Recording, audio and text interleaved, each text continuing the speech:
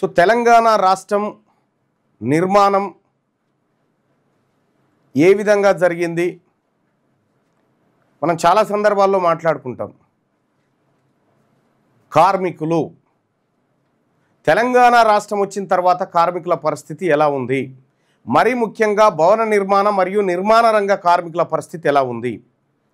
ఒక అతిపెద్ద భారీ స్కామ్ను మీ ముంగట ఆవిష్కరించబోతా ఉన్నా. ఇప్పుడు దయచేసి లైవ్ చూస్తున్నటువంటి ప్రజలారా ఈ విషయాన్ని ఎక్కువ మందికి షేర్ చేయండి.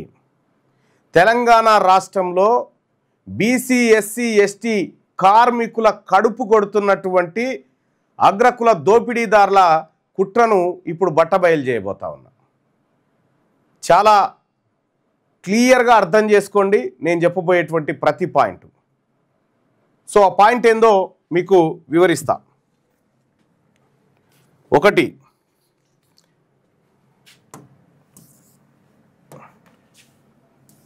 భవన నిర్మాణ కార్మికుల సంక్షేమం. ఇది బాగా గుర్తుపెట్టుకోరి. భవన నిర్మాణ కార్మికుల సంక్షేమం, భవన మరియు ఇతర నిర్మాణాలు కూడా వస్తాయి దీంట్లోకి. ఇది 1996లో భారత పార్లమెంట్లో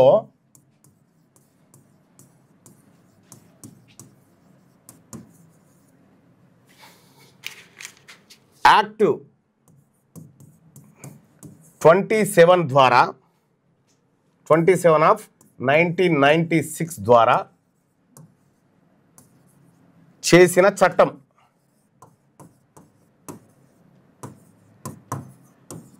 చాలా బాగా ఇన్డెప్త్గా గమనించండి ఈ విషయాన్ని.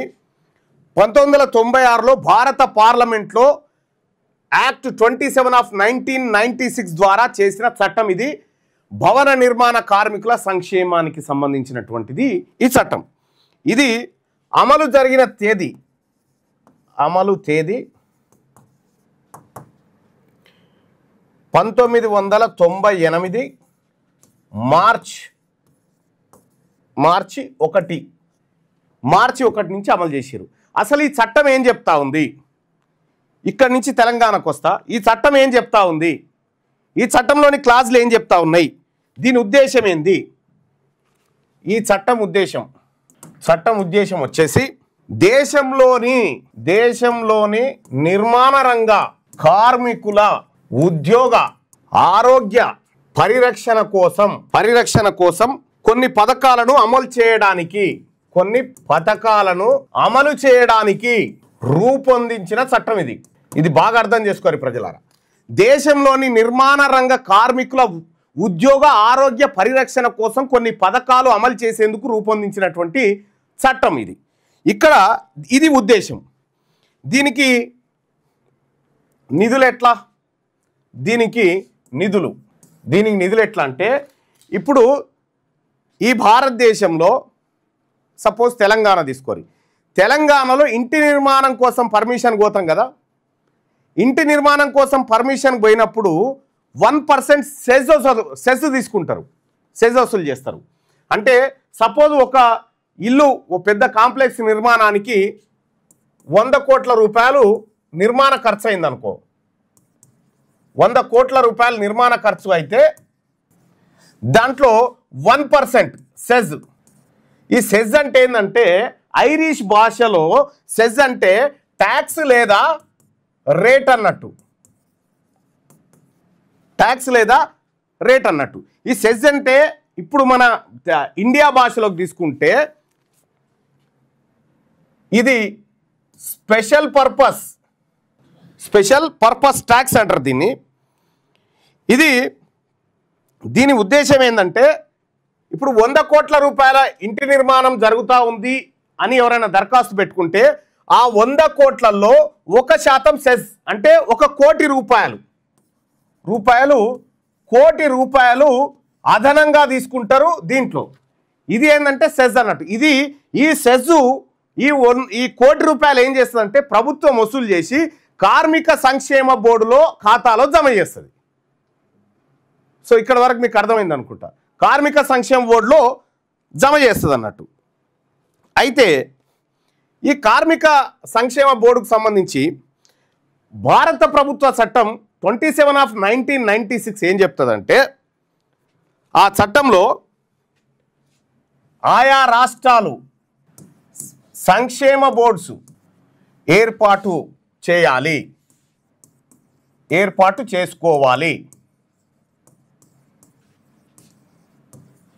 చేసుకోవాలి అని చట్టంలోని సెక్షన్ 18 చెప్తుంది. సెక్షన్ 18 వెల్ఫేర్ బోర్డును ఏర్పాటు చేసుకోమని చెప్తుంది అన్నట్టు. ఇందులోనే సెక్షన్ 22, చట్టంలోని సెక్షన్ 22 ఏం చెప్తుందంటే, వెల్ఫేర్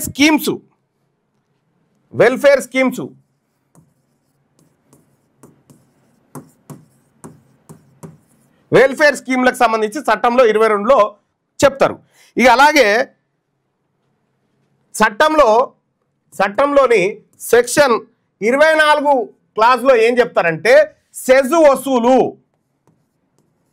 ఈ సెజ్ ఎవరి దగ్గర నుంచి వసూలు చేయాలి, ఏం కథ అనేది ఇందులో చెప్తారు. ఇది చట్టంలో చెప్పింది. ఈ సెక్షన్ల ప్రకారం తెలంగాణ రాష్ట్రంలో కూడా ఏర్పాటైంది సంక్షేమ బోర్డు. అప్పుడు ఉమ్మడి ఆంధ్రప్రదేశ్లో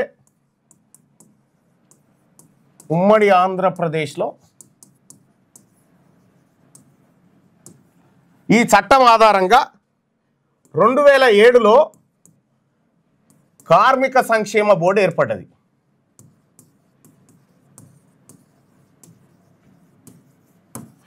ఏర్పాటైంది.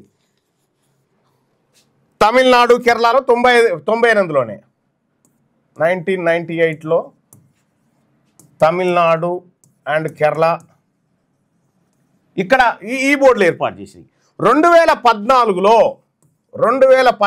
తెలంగాణ రాష్ట్రం విడిపోయిన తర్వాత 2014లో తెలంగాణ నిర్మాణ రంగ కార్మిక సంక్షేమ బోర్డు ఇది 2014 9వ నెలలో ప్రారంభమైంది. ఇక్కడ మనం గమనించాల్సినటువంటి అతి ముఖ్యమైనటువంటి అంశంలోకి ఇప్పుడు వద్దాం. ఈ 1% సెజ్ వసూలు చేసుకునేటువంటి హక్కు రాష్ట్రాలకు భారత ప్రభుత్వం ఇచ్చింది. దాని ద్వారా నిర్మాణ రంగంలో 100 కోట్ల నిర్మాణం జరిగితే 1% సెజ్. ఇప్పుడు కాళేశ్వరం కూడా నిర్మాణ రంగం కిందకే వస్తుంది, వాళ్ళు కూడా సెజ్ కట్టాల్సిందే. కాళేశ్వరం 1,00,000 కోట్లు అయినప్పుడు దాంట్లో 1,000 కోట్ల రూపాయలు సెజ్ కింద కట్టాలి. సో ఇట్లా ఈ సంక్షేమ బోర్డులు, తెలంగాణ రాష్ట్రంలో ఉన్నటువంటి కార్మిక సంక్షేమ బోర్డు 2017, 2022 మధ్య 2017 నుంచి 2022 మధ్య 1% సెస్ వసూలు చేసినటువంటి మొత్తం ఎంత అని ఒకసారి చూస్తే, ఈ 5 ఏళ్లలో ప్రభుత్వం వసూలు చేసింది ఎంత అంటే 1% సెస్ అంటే 2557 కోట్ల 70 ఇన్ని పైసలు వసూలు చేసింది. 2557 కోట్ల రూపాయలు సెజ్ రూపంలో తెలంగాణ ప్రభుత్వం నిర్మాణ యాజమాన్యాల దగ్గర వసూలు చేసింది. వసూలు చేసినటువంటి ఈ డబ్బును ఎక్కడేయాలి? కార్మిక సంక్షేమ బోర్డు ఖాతాలో జమ చేయాలి. డబ్బును కార్మిక సంక్షేమ బోర్డు ఖాతాలో జమ చేయాలి. ఈ ఖాతాలో జమ చేయాలి. ఈ నిధులతోని ఈ సంక్షేమ బోర్డులో జమ చేసినటువంటి ఈ నిధులతోని ఏమేం వెల్ఫేర్ స్కీమ్స్ చేయాలి? భవన నిర్మాణ రంగ కార్మికులారా, ఎవరైతే మేస్త్రి పని లేకపోతే నిర్మాణాలు, చెరువు కట్టలు, కుంట కట్టలలో నిర్మాణాల్లో పనిచేసేటువంటి కార్మికులారా, ఇగో ఈ పైసల ద్వారా మీకు ఏం జరుగుతుందో చూడండి. సెస్ నిధులతో సంక్షేమ పథకాలు, ఏమేం పథకాలు అమలు చేయాలనేది కూడా భారత పార్లమెంటులోని చట్టం క్లియర్గా చెప్పింది. దాంట్లో 11 అంశాలు ప్రధానంగా మనకు కనిపిస్తాయి. సో సంక్షేమ పథకాలు చేయాలి. ఈ పథకాలు ఏంటి? ఒక పథకం వచ్చేసేమో వివాహ గిఫ్ట్. కార్మికుడు ఎవరు? భవన నిర్మాణ రంగంలో పనిచేస్తున్నటువంటి కార్మికుడు ఇంట్లో బిడ్డ పెళ్లి ఉంటే 30,000 రూపాయలు ఇవ్వాలి ఈ బోర్డు. కార్మికుడి బిడ్డ వివాహానికి రూపాయలు ఎన్ని ఇవ్వాలి? 30,000 రూపాయలు ఇవ్వాలి కార్మికునికి. రెండోది ఏంటంటే గర్భిణీ స్త్రీ డెలివరీ కోసం, గర్భిణీ స్త్రీ డెలివరీ కోసం, ఇప్పుడు నేను కార్మికుని అనుకో, నేను కార్మికుని అయితే ఇప్పుడు మా ఇల్లాలు ఏది ప్రసవానికి ఉందనుకో, నేను ఈ బోర్డుకు దరఖాస్తు చేసుకోవాలి, మా ప్రసవానికి ఉంది, గర్భిణీ స్త్రీగా ఉంది, ఆమెకు మీరు నిధులు ఇవ్వండి అంటే 30,000 రూపాయలు ఇవ్వాలి. గర్భిణీ డెలివరీ ఛార్జీలు రూపాయలు 30,000 రూపాయలు ఇవ్వాలి. ఓకే, ఇది రెండవ పథకం. మూడవ పథకం ఏంటంటే, ఒకవేళ కార్మికుడు ప్రమాదవశాత్తు చనిపోయింది అనుకో, కార్మికుడు చనిపోతే ప్రమాదవశాత్తు, ప్రమాదంలో అని పెట్టుకోండి, ప్రమాదంలో చనిపోతే ఈ కార్మికుని కుటుంబానికి ఎన్ని పైసలు ఇవ్వాలంటే 6 లక్షల రూపాయలు ఇవ్వాలి. 6 లక్షల రూపాయలు ఈ కార్మికుని కుటుంబానికి ఇవ్వాలి. ఈ సంక్షేమ ఏది వసూలు చేసిన సెస్ పైసలలో. ఇక నాలుగో పథకం ఏంటంటే, తీవ్రంగా గాయపడితే రూపాయలు 5 లక్షలు ఇవ్వాలి. 5 లక్షలు పరిహారంగా ఇవ్వాలి.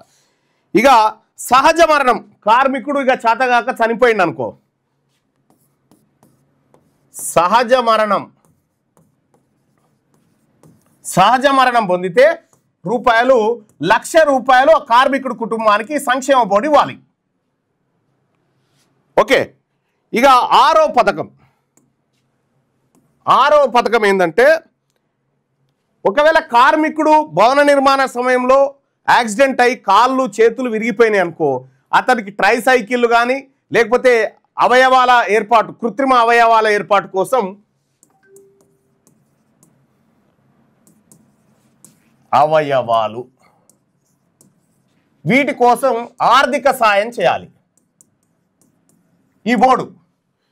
ఇక ఏడోది వచ్చేసి, ఆసుపత్రిలో చేరితే, ఒకవేళ ఆరోగ్యం బాగలేక కార్మికుడు ఆసుపత్రిలో చేరిండు అనుకో, ఆసుపత్రిలో ఉన్నట్టు జ్వరం వచ్చో లేకపోతే ఇంకేదో ఆసుపత్రిలో చేరితే ఒక రోజుకు 300 రూపాయల చొప్పున కార్మికునికి ఇవ్వాలి. రోజుకు రూపాయలు 300 చొప్పున, గరిష్టంగా రూపాయలు 4,500 రూపాయలు కార్మికుడికి ఇవ్వాలి.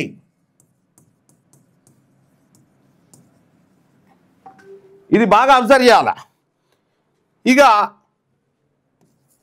ఎనిమిదోది ఏంటంటే, ఒకవేళ కార్మికుడు చనిపోయింది అనుకో, కార్మికుడు చనిపోతే వాళ్ళకు పూటగడుడే కష్టం ఉంటుంది. అటువంటి వాళ్ళకి దహన సంస్కారాలకు అంటే చావు ఖర్చులకు రూపాయలు 30,000 రూపాయలు ఇవ్వాలి ఈ సంక్షేమ బోర్డు. ఇది కాకుండా నేను ఇంకా స్కిల్స్ నేర్చుకోవాలనుకుంటున్నా, నైపుణ్యత సాధించాలనుకుంటున్నా అంటే, కార్మికుడు స్కిల్ డెవలప్మెంట్ కోసం ట్రైనింగ్కు పోతే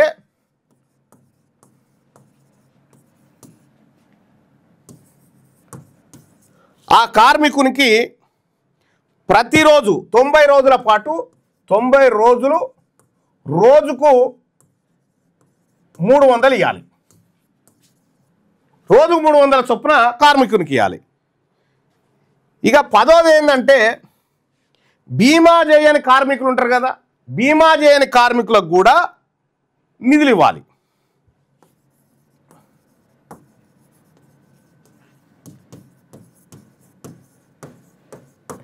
సహాయం. ఇక ఈ 11వది అత్యంత కీలకమైంది, కార్మికుల ఆరోగ్య పరీక్షలు. ఇది కార్మికులకు ఆరోగ్యం టెస్టులు, ఏది కార్మికుల దగ్గరికి పోయి కార్మికుల బ్లడ్ శాంపిల్స్ అవి అన్ని తీసుకొని అలా ఆరోగ్యం హెల్త్ ప్రొఫైల్ తయారు చేయాలనేది ఇదొకటి. ఈ రకమైనటువంటి 11 పనులు చేయాలని భారత ప్రభుత్వ చట్టం 1996 యాక్ట్ 27 ప్రకారం ఇది చెప్తా ఉంది. సెక్షన్ 22లో సంక్షేమ పథకాలకు సంబంధించినటువంటి అంశం ఇది. ఇవి చేయాలి. మరి తెలంగాణ రాష్ట్రంలో ఏం చేసిరు ఇది ఒక్కసారి చూద్దాం. తెలంగాణలో దీని అమలు ఎట్లా ఉంది? ఈ స్కీమ్ అమలు చాలా పరిశాన్ అవుతారు. 2017 నుండి 2022 మధ్యలో వసూలు చేసిన డబ్బు అంటే నిర్మాణ రంగాల దగ్గర చేసిన డబ్బు ఎంత అంటే 2557 కోట్లు 0.78 కోట్లు. ఇన్ని డబ్బులు వసూలు చేసిరు. ఇన్ని డబ్బులు వసూలు చేసినటువంటి డబ్బులను సంక్షేమ బోర్డు ఖాతాలో వేయాలి కదా, ఖాతాలో వేయలే, వాళ్ళ ఖాతాలో వేయలే. ఇక సంక్షేమ బోర్డు ఇందులో మొత్తం ఖర్చు పెట్టాలి. ఇంకా ఏమైనా ఉంటే ప్రభుత్వం కలపాలి. ప్రభుత్వం కలిపి ఈ 2500 5,000 కోట్లు ఖర్చు పెట్టి సంక్షేమం కాంక్షించాలి. కానీ అది చేయకపోగా ఈ 5 ఏళ్లలో 2017 నుండి 2022 వరకు చేసిన ఖర్చు కేవలం 601 కోటి. 602 కోట్లు వేసుకో. ఇక 602 కోట్లు 602 కోట్లు ఖర్చు చేసింది. అంటే ఎన్ని పైసలు మిగిలిన ఇంకిన్లా 1955 కోట్లు.